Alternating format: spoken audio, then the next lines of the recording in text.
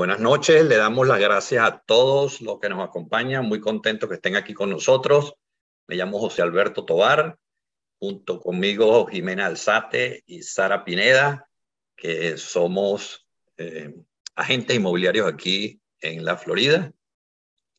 Y nos acompaña también Carolina Tarnay, que es experta en financiamiento y que nos hablará hoy de los pasos a seguir para conseguir un financiamiento para comprar una propiedad de inversión aquí en los Estados Unidos. Así es, José.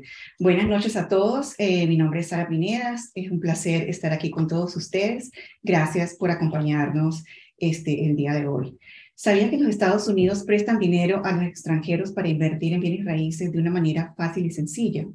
¿Sabías que existen excelentes programas de préstamos hipotecarios que se adaptan a cada necesidad para todo aquel inversionista local que desea apalancarse? Es un mito escuchar que comprar una propiedad en los Estados Unidos con ayuda de financiamiento es un proceso complicado. La realidad que muchos desconocen es que es increíblemente sencillo. Hablando de hecho de los inversionistas extranjeros, según las estadísticas, el 50% de los compradores internacionales están apalancados por bancos americanos. Esto quiere decir que los bancos americanos tienen billones de dólares para prestar a los inversionistas extranjeros. Entonces, ¿cómo puedes financiar una inversión inmobiliaria en el sur de la Florida? A continuación, nuestra invitada del día de hoy, la señora Carolina Tarnay, nos contará en detalle todo lo que se necesita para financiar una inversión en los Estados Unidos cuáles son los pasos a seguir. Jimena. Sí, gracias. La idea que tenemos de traer hoy a Carolina, que es parte de nuestro equipo, para que ella forma parte del equipo que tenemos conformado, que están compuestos por muchos profesionales, es para que lo podamos llevar a usted que quiere comprar una propiedad en los Estados Unidos, llevarlo de la mano desde el principio hasta el final. Carolina tiene más de 18 años de experiencia en la parte de crédito hipotecario, tanto para clientes locales como para clientes extranjeros. Así que sin más preámbulos, Carolina, gracias por estar con nosotros, por compartir tu tiempo con nuestra audiencia y bueno, estoy segura que vamos a tener mucha información importante para todas las personas que se están conectadas. Gracias, Carolina. Gracias, buenas noches, ¿cómo están? Gracias por la oportunidad de estar aquí y de compartir con ustedes el día de hoy la información para los clientes. En efecto, tenemos muchos programas de financiamiento para personas que quieran invertir en la Florida, ya bien sean inversionistas extranjeros o inversionistas locales.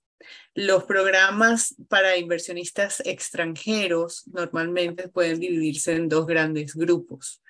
Bajo una figura jurídica, donde la persona cierra a nombre de una compañía, o bajo la figura personal, donde la persona pues, adquiere el título de su propiedad a nivel personal. Ambas pueden ser financiadas dando una inicial de solo el 25%. Los intereses están realmente interesantes para los extranjeros. Estamos hablando alrededor del 5,5-6%. El inversionista local tiene un poco más de opciones. Vamos a mirarlo de esta manera. Tiene opciones full doc, lo que le llamamos full doc, donde se presentan todos los documentos necesarios para conformar o para confirmar el ingreso de esa persona. También tenemos programas hechos exclusivamente para propiedades de renta, donde lo que sería el mortgage o el pago mensual que va a tener la propiedad va a ser igualado a la renta que va a tener esa propiedad. Y también existen otros tipos de financiamiento donde la manera en que uno documente el ingreso de la persona es el que me va a dar el tipo de programa al que estoy calificando.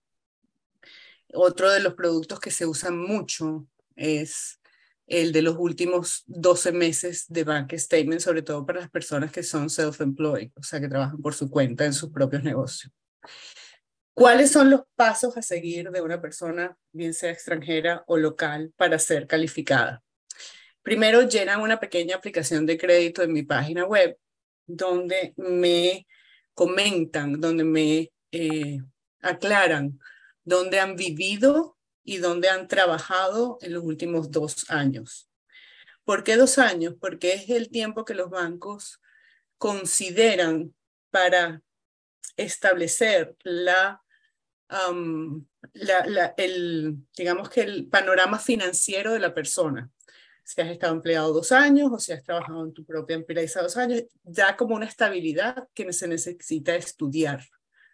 Normalmente es lo que piden los bancos eso. Entonces, llenas una pequeña aplicación de crédito en mi página web, es muy simple, y dependiendo de cuál sea tu caso, bien seas extranjero o si fueras local, se te van a pedir unos requisitos o unos documentos diferentes, ¿no?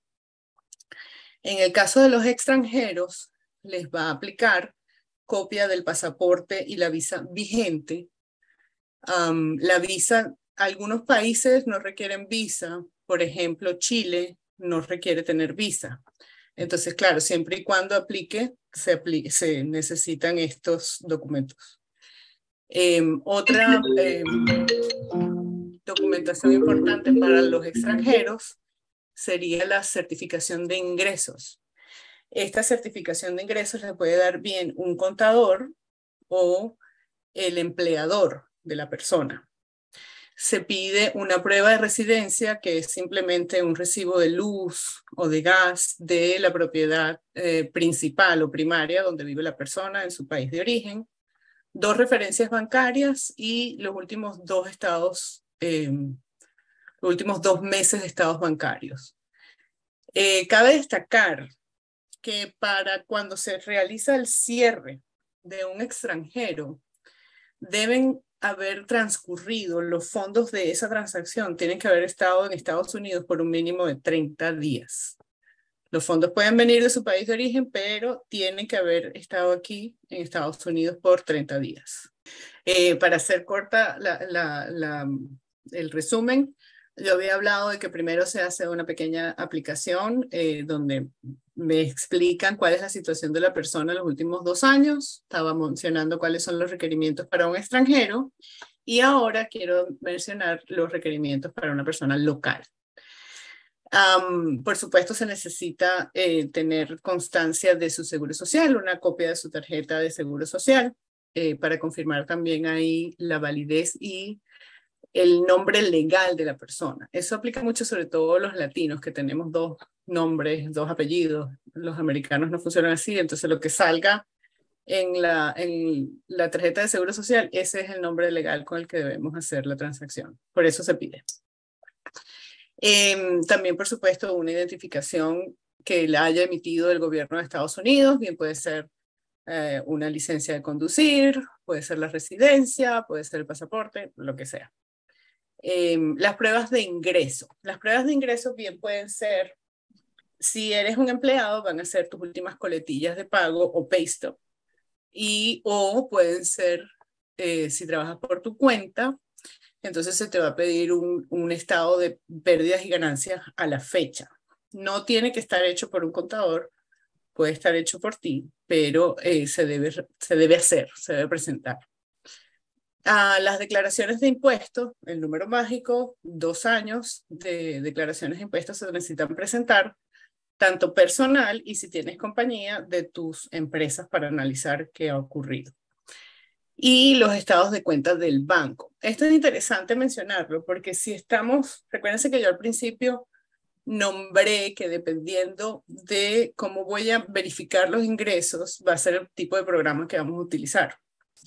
Si estoy utilizando el de Bank Statement, por supuesto, estos estados de cuenta voy a necesitar un mínimo de 12. Pueden ser 12, pueden ser 24. Si es de la compañía, se utiliza el 100% de los depósitos que se encuentran en los estados bancarios. Ahora, el otro programa del que hablamos, que está hecho y diseñado precisamente para inversionistas, no necesito mostrar ingresos. Estos últimos 3 puntos no van a ser necesarios para la prueba de los ingresos. Solamente el ingreso va a estar dado por el appraisal. Se hace un adendum o un anexo a la tasación de la propiedad, donde se incluye el análisis del mercado de lo que puede generar de renta esa unidad. Y eso es lo que se utiliza como el ingreso para ese tipo de préstamos. Básicamente esos son los pasos a seguir y esas son las cosas que se necesitan para poder lograr un financiamiento de inversión aquí en la Florida. Es simple, son procesos sencillos, se hacen todos los días. ¿Qué les puedo decir? Es muy simple la documentación. Claro, claro. Y es cuestión de organizarlo. Sí. Y la verdad es que se trabaja muy fluido. Perfecto. Muchas gracias, Carolina, por la valiosa información que estás compartiendo con toda nuestra audiencia. Podemos ver, según lo que nos explicas, que la opción más fácil para adquirir una propiedad de inversión es a través de préstamos hipotecarios, ¿no? La posibilidad de apalancamiento aunado a las bajas tasas de interés que brindan la opción de los préstamos te permiten avanzar mucho más, de una manera mucho más eficaz en este proceso, ¿no? De tener tu inversión, ¿no? Ahora, te tengo una pregunta para empezar. Para el Claro. banco, para el banco o sea, la institución financiera, ¿quién es considerado un extranjero? ¿Qué características tiene que tener para ser considerado extranjero desde ese punto de vista? Excelente pregunta. Los extranjeros son todos aquellos que no tienen estatus para quedarse en este país. Me extiendo un poco más. Si tú, por ejemplo, de joven estudiaste en Estados Unidos y te dieron un social porque hace 20 años era muy fácil adquirir un social, pero no tienes manera de vivir aquí y de generar aquí ingresos, de trabajar aquí, eres un extranjero. Siempre que no tengas estatus para vivir, eres un extranjero. No quiere decir que la gente que está en DACA o TPS o son considerados extranjeros. No, ese es otro estatus. Ellos tienen un estatus migratorio para quedarse aquí. Es considerado un extranjero todo aquel que sea turista, básicamente. Entiendo. Entiendo. Ok, Carolina, ahora entonces me entra una pregunta o quiero ampliar un poquito más eso de acuerdo a una pregunta que me hizo una de las personas que está interesada en este tema y que se está conectando a este webinar. ¿Qué pasa si he sido ciudadano o residente permanente en los Estados Unidos? Trabajé 15 años, pero me devolví a mi país. Y en Estados Unidos ya no genero ningún ingreso. Lo único que recibo de pronto es una pensión, pero los negocios y mis ingresos en este momento están en mi país de origen. Esa persona, ¿cómo calificaría para comprar una propiedad de inversión? Okay. Por supuesto, cada caso es diferente. En ese punto particular, esa persona tiene manera de residir aquí todavía. O sea, todavía es un ciudadano, todavía es un residente, porque el residente tú puedes negarla o rechazar la residencia. ¿Esa persona todavía tiene manera de vivir aquí, de producir aquí? Sí. Entonces no es un extranjero, es una persona local y lo tenemos que financiar bajo los programas locales. Los programas locales son más amplios que los programas para extranjeros o te dan más opciones. Puedes hacerlo por la renta, puedes hacerlo por los bank statements de la persona. O sea, no solamente vas a utilizar los taxes de la persona. Tienes varias maneras de financiar a ese caso particular. Ok, y ahora, ¿qué podríamos considerar que es una propiedad de inversión? Para el banco, ¿qué es una propiedad de inversión? Toda aquella que te vaya a generar un ingreso. El banco normalmente, o el 99% de las veces, solo va a tomar en cuenta la renta anual, no la renta corta, la renta anual. Lo sabemos, los bancos lo sabemos, que la renta corta es mucho más alta, puede ser hasta 3 veces el rendimiento de una renta anual. Pero como el banco es conservador, solo toma en cuenta la renta anual. No se toma. Los Airbnb no tomamos la renta de Airbnb, tomamos la renta de la propiedad del año. O sea que siempre entras como con un concepto de ingreso bien conservador comparado con lo que va a ser la realidad, digamos, para ese inversionista.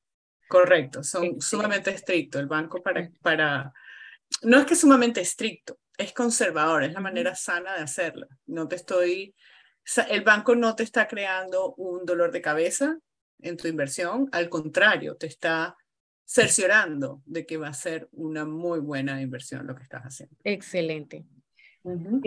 Carolina, por ejemplo, si quiero aumentar mi portafolio de inversión y ya tengo mi primera casa de inversión, ¿cómo adquiero la siguiente?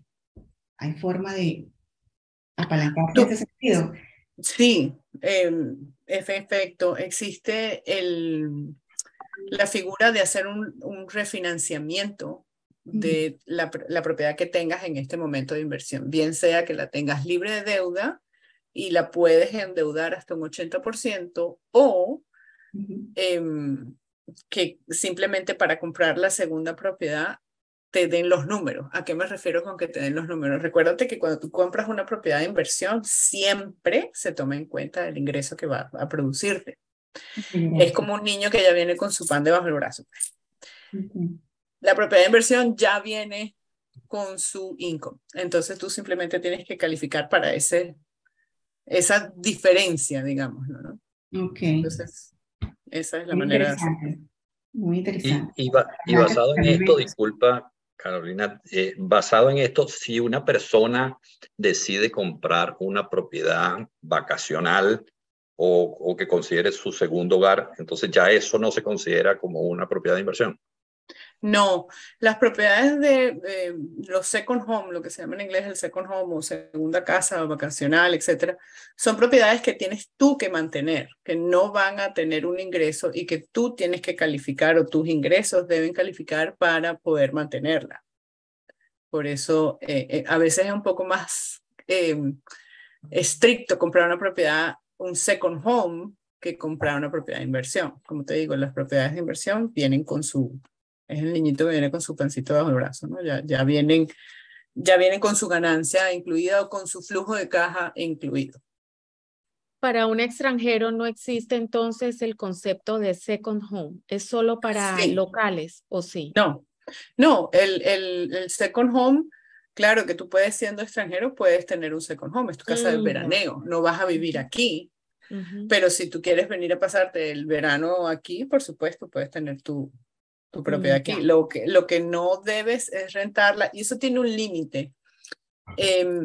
Yo no soy abogado, pero entiendo de que el límite creo que son 214 días al año que lo puedes alquilar para no ser considerado un second home. Okay. Interesante. Desde el punto de vista... ese límite en cuanto a que había un tiempo específico para que pudieras, hay como una flexibilidad entonces, para que tú puedas alquilar tu second home sin ser considerada una inversión. Claro, eso es bueno ese punto es bueno que te lo aclare quizás un contador, perdón, no un abogado. Un contador es el que te va a decir exactamente cuándo te aplica de que sea considerado inversión o no. Yo, si no estoy equivocado, creo que son 214 días al año, pero es bueno que eso te lo confirme un contador. Ok, perfecto. Estaba viendo aquí, perdón, Isabel, señora o señorita, me disculpa, pregunta, ¿qué porcentaje presta el banco en una propiedad de inversión si soy extranjero? Normalmente requieren solamente la entrada del 25%, o sea que te financian hasta el 75%. ¿Y por qué digo normalmente? Porque depende del tipo de propiedad. Si es un single family, o sea, una casita o un townhouse, te prestan el 75%. Si compras un departamento o un condominio, te van a requerir un 5% adicional de entrada, de inicial. Entonces te financiarían solamente el 70% de la propiedad. Y si yo quiero ser inversionista, pero yo soy residente o ciudadano, ¿es el mismo porcentaje? No, para los inversionistas normalmente le piden, a los locales le piden solamente el 20%, dependiendo cómo sea la propiedad. Como te digo, hay diferentes tipos de programas de financiamiento para inversionistas y uno de ellos, el que va junto con la renta, hoy en día llega al 20% del loan to value, o sea, solamente, perdón, al 80%, o sea, solo te requieren dar 20% de inicial. Ahora también es bueno aclararle a nuestra audiencia que una cosa es lo que el banco te puede financiar y otra cosa es, si estás hablando de un proyecto de preconstrucción, lo que el constructor o el developer está solicitando del comprador como depósito. Cuando estás en proyectos de preconstrucción, el developer va a pedir que coloques un depósito entre el 40 al 50%. Después, cuando ya se cierra la propiedad y Carolina puede hacer la financiación y te da la buena noticia de que hace con un 30%, por supuesto ese dinero se le devuelve, pero para el developer, dependiendo del constructor y dependiendo del proyecto, van a pedirte de pronto un poco más del 30%. No, ese es excelente punto. Esa pregunta que acabas de hacer, Jimena, o esa observación, quería preguntarle a Carolina, ¿qué productos o programas existen para adquirir propiedades de inversión como residente? ¿Y qué requisitos se requieren? ¿Cuáles son esos programas? Puede ser a través de programas convencionales, normalmente el full doc, lo que le llaman el full doc, que muestras tus taxes, que muestras todos tus ingresos. Puede ser a través del programa el DSCR, que está hecho especialmente para inversionistas, donde se iguala la renta a lo que viene haciendo el pago de la hipoteca o mortgage. Y también puede darse el programa de bank statements, donde confirmamos los ingresos de la persona a través de los estados bancarios. Esos son los tres grandes. Claro, después pueden haber, hay por ejemplo, hay uno que es solamente, es una versión, digamos, el Profit and Loss, lo que le llamamos el Profit and Loss, que es un programa donde solamente me muestras un Profit and Loss, tienes que ser empleado privado, o sea, tu propio empleado, self-employed. Con un Profit and Loss también te puedo financiar con solo un 1099, mostrándome el 1099 del año 21. Con eso se te confirman tus ingresos y te puedo financiar de esa manera también. Perfecto. Por ejemplo, si es para hacer un fix and flip, ¿tienes algún programa para este tipo? Yo creo que deberíamos hacer otro webinar para fix and flip, porque hay mucha tela que cortar. Son programas hermosos. Pero bueno, ahí entonces viene otra pregunta. Me emociona, ese tema a mí me emociona, de verdad. Me emociona, bueno, perfecto. Bueno, entonces vamos a tener que programarlo, ¿cierto, Sara? Sí, no, pero por arribita se los aclaro. Normalmente cuando tú adquieres una propiedad para flip, tú la adquieres a bajo precio, ¿correcto? Calculando de que una vez que la arregles, la puedes vender con un 20-30% de ganancia, más o menos es lo que se estima. Yo financio el 90% de ese precio de adquisición, que es una ganga. Sí. Y el 100% de las reparaciones que puedas tener en esa. Interesante. Sí, es un programa muy, muy lindo. Muy bueno, a mí me encanta. Sí, tienes que hablarnos de él. Sí. En esos programas no hay verificación de ingresos la mayoría de las veces. Son un poco más altos los intereses. Y no te estoy hablando descabelladamente altos, ¿no? Son a términos más cortos y son programas de verdad muy dinámicos, ¿no? Programas que se diseñan para este tipo de objetivos, correcto. Una cosa que quiero dejar en claro, no hay programas malos, están mal aplicados. es otra cosa. Porque hay gente que a veces dice, no, que los ARM son malos. No, no son malos. Es que no los aplicaron al caso correcto. No hay programas malos. Y en este caso tú asesoras a la persona que se acerca Claro. a ti para pedir un préstamo, lo asesoras en cuál es el vehículo más adecuado.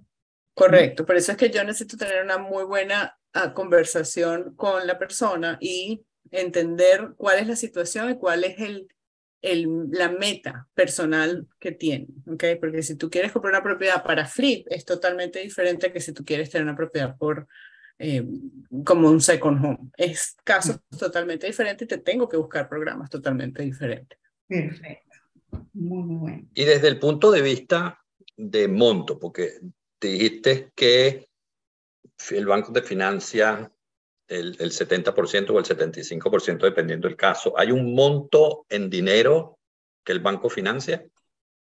¿Un monto Sí. mínimo quizás? Sí, sí los hay. Dependiendo del banco con el que trabajes, varía entre $100,000 a 175.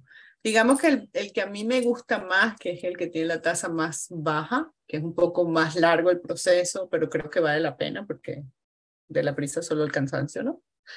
Ese requiere $175,000 como mínimo, como monto mínimo de préstamo.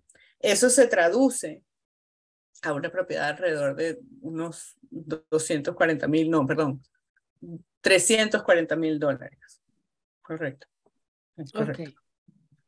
Tengo una pregunta aquí que creo que es importante como tenerla bien clara porque sabemos que tenemos bastantes personas del extranjero que me dicen, si no tengo una cuenta bancaria en Estados Unidos, en este momento, Ábrala.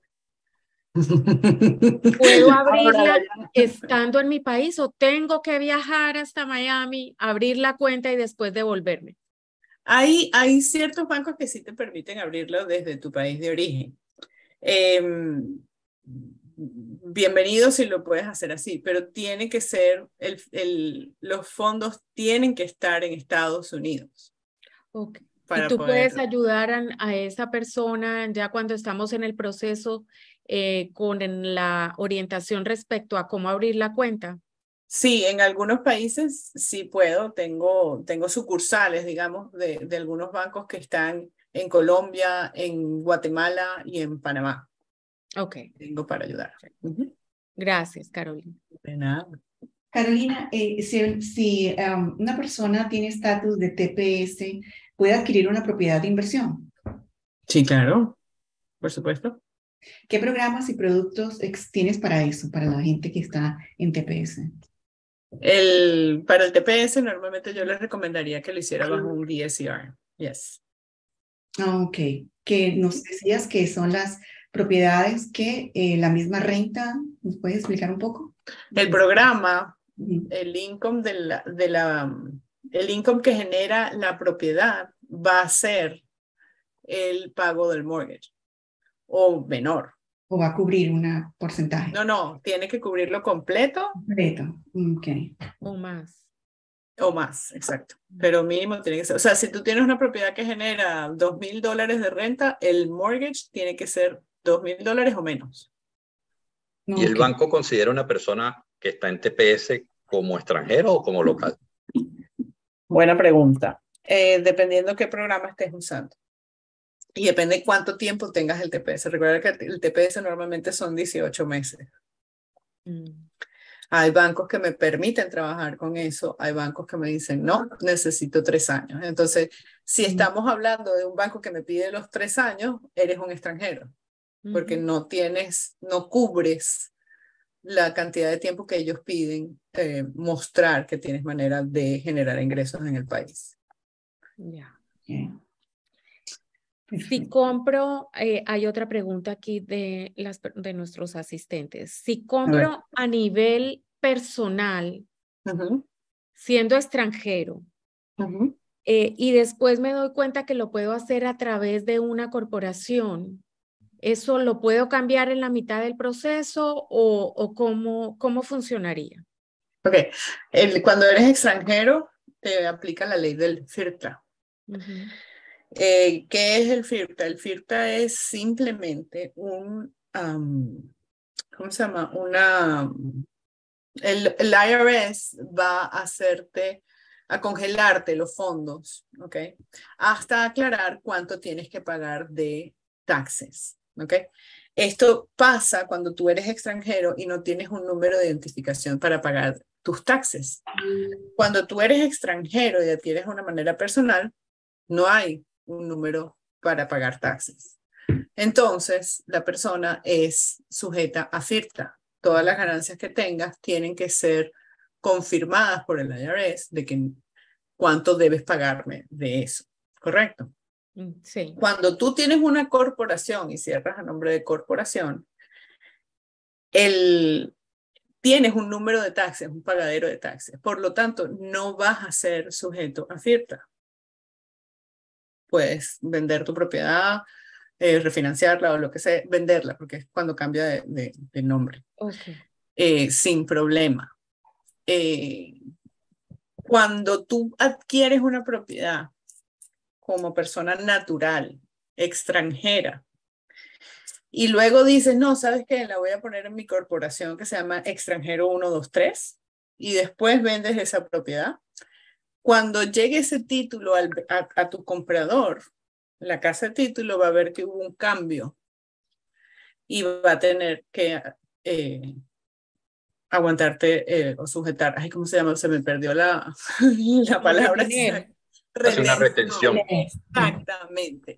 Te van a tener que retener porque hay un FIRPTA que te aplica. Ya. O sea que hay que pensar muy bien cómo estructurarse antes de hacer la compra, no en la mitad, ya después de haber comprado la propiedad. No, tienes que hacerlo desde el principio. Ok. Sí, hay que prepararse antes de entrar. Uh-huh. Sí, en el caso de que tú quieras refinanciar con una propiedad que ya tengas, hacer un cash out, ¿qué cantidad de dinero te permite sacar? Se calcula por porcentajes de cuánto vale la propiedad, lo que tengas de plusvalía o equity. Llegas hasta el 80%. Wow, normalmente. Muy bien. Para hacer otra inversión está muy bien. Yeah. Sí, claro, porque estarías trabajando, tú te estás ganando, digamos, la plusvalía y estás trabajando con dinero ajeno. Exacto. Muy ¿Dónde más? bueno. ¿Dónde más existe ese negocio? Sí, así es. Estoy leyendo aquí una pregunta que dice, déjame que diga porque no me la aprendí, dice, ¿existe algún otro gasto aparte de la inicial? Sí, para adquirir una propiedad, sí, en efecto existen los gastos de cierre. Lo que se llaman los gastos de cierre es simplemente los gastos que se producen por asentar la propiedad a tu nombre, por el traspaso a tu nombre y registro debajo del condado, ciudad, etc. Taxes, seguro y demás. ¿Qué porcentaje puede ser ese más o menos, Carolina? Como para que las personas tengan una idea de lo que deberían tener. Ok. Yo soy muy conservadora en cuando yo hago mis estimados. Yo tengo que presentar un estimado cuando se hace la aplicación. Yo normalmente calculo el 5%. Siempre calculo sobre. ¿Okay? ¿Por qué? Porque si sobra dinero, la vamos a pasar muy bien y vamos a cerrar. Mientras que si me quedo corta, no vamos a cerrar y la vamos a pasar muy mal. Sí, porque es un dolor de cabeza, porque si faltan $1,000, ¿de dónde van a salir los $1,000? Entonces yo prefiero que me sobren $5,000, $3,000 o lo que sea, y que bueno, que bien, a la final, mira, nos pusimos de suerte, sobró la plata, a que nos falte. Ok, gracias, sí. Aquí hay otra pregunta que me dice, y va como muy amarrada con esta. Entonces ya sé que se pueden, que debo pensar entre el 25, 30 y en algunos casos 40%, dependiendo desde el 20%, dependiendo de la propiedad y si soy local o extranjero. Ya hablamos de los gastos de cierre. ¿Y cuál sería qué es el tema de las reservas? Me están preguntando aquí. ¿Qué es eso de las reservas? Ok. Normalmente cuando tú compras una propiedad de inversión, es porque ya tú tienes una vivienda principal. Es muy raro que venga una persona y diga, yo voy a comprar esa casa porque la voy a alquilar y punto, y no tengo nada y vivo con mi mamá y mi papá. Existe, por supuesto, pero es muy raro. Lo normal es que tú tengas tu vivienda principal, la cual tienes que mantener y ahora estás adquiriendo una vivienda de inversión. Cuando se habla de reserva, y el momento en que tú no estés percibiendo esa renta porque estás entre inquilinos o porque hubo alguna reparación que hacerle a la propiedad y no está habitable, o cualquiera sea la eventualidad, ¿verdad? El banco quiere cerciorarse de que tú vas a poder seguir pagando esa cuota mensual. Entonces te exigen, normalmente para los locales son 6 meses de reservas, o sea que tienes que tenerlos en la cuenta, más no los vamos a tocar, ¿ok? Ya. No te los congelan, no te los piden que los pongas en un depósito especial, nada, sino simplemente muéstrame de que lo puedes hacer, pues que puedes hacer esos pagos por 6 meses. Y en el caso del extranjero, normalmente te piden 12 meses. Pero ese dinero lo muestras en el momento del cierre y ya después puedes usar el dinero en otra cosa y no va a pasar nada. Claro, pero normalmente una persona que tiene 12 meses de pago de una renta, la vas a mantener, ¿me entiendes? Una persona que financieramente se maneja de esa manera. Claro. Es lo normal. Por aquí estoy viendo en el chat una pregunta que dice, ¿puedo comprar con otra persona o con un familiar? Y si en caso de ser así, ¿quién es responsable del préstamo? Sí, tú puedes, entiendo quizás que están refiriéndose a quién puedes poner en el título y no en el préstamo. Quizás esa es la pregunta, ¿estoy entendiendo así? Esa es la pregunta, sí. Ok, si en el título tú puedes poner a 10 personas si tú quieres. Tú lo puedes hacer incluso a nombre de un trust. O sea, ni siquiera a nombre de una persona, sino de un trust.